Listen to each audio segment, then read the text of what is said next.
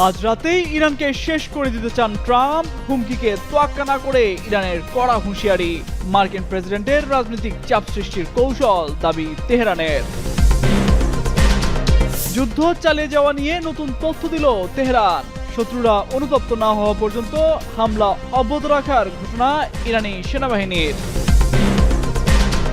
হঠাৎ যুক্তরাষ্ট্রের আকাশে দেখা গেল প্রলয়ঙ্কারী ডুমসডে বিমান। ঘাটি এলাকায় 6 বার চক্কর নিয়ে রহস্য। ইরানে পারমাণবিক হামলার প্রস্তুতি নিয়ে উঠছে প্রশ্ন। যুদ্ধের মধ্যেই ওমানের সাথে রুদ্ধদ্বার বৈঠকে ইরান। হরমুজ প্রণালী খুলে দেওয়া নিয়ে আলোচনা। কূটনৈতিক পদক্ষেপকে আশার আলো হিসেবে দেখছেন বিশেষজ্ঞরা। ট্রাম্পের বিরুদ্ধে অবস্থান নিচ্ছেন মার্কিনিরা। প্রেসিডেন্টকে মানসিক ভারসাম্যহীন হিসেবে আখ্যা। যুদ্ধ বন্ধে প্রশাসনের কর্মকর্তাদের হস্তক্ষেপের আহ্বান।